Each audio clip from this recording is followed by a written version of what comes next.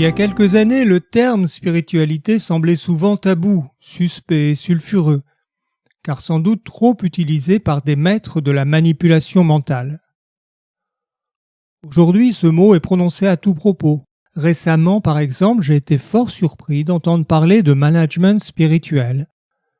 Et pourquoi pas, puisqu'il me semble que nous pouvons intégrer la spiritualité dans chaque acte de la vie.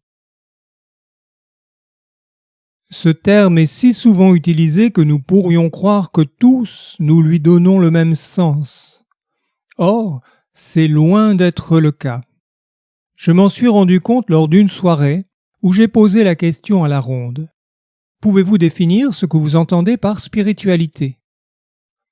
Chacun eut alors une façon personnelle de la définir. Il n'y avait pas deux définitions identiques.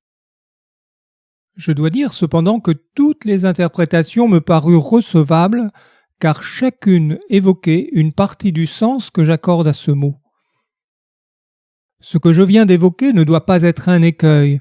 Aussi, je vais donner une définition, afin que nous puissions nous comprendre. Par spiritualité, j'entends tout ce qui concerne la recherche, la quête, la définition de ce qui est plus grand que nous, ainsi que tout ce qui a trait à la relation avec lui.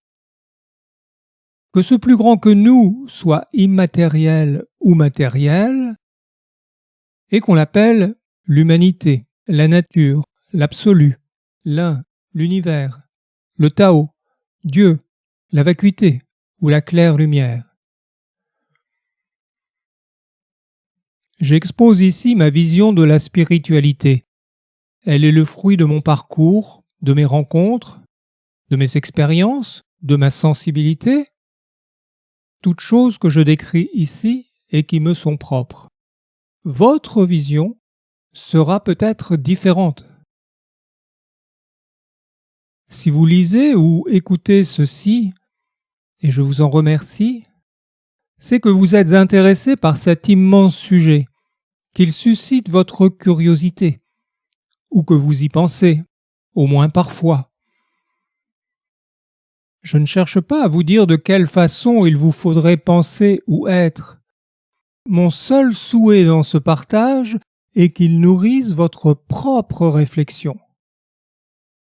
Sur certains points, vous vous trouverez, je l'espère, en accord avec moi, et sur d'autres, en opposition, et c'est naturel. L'essentiel à mes yeux, ce que je souhaite profondément en écrivant,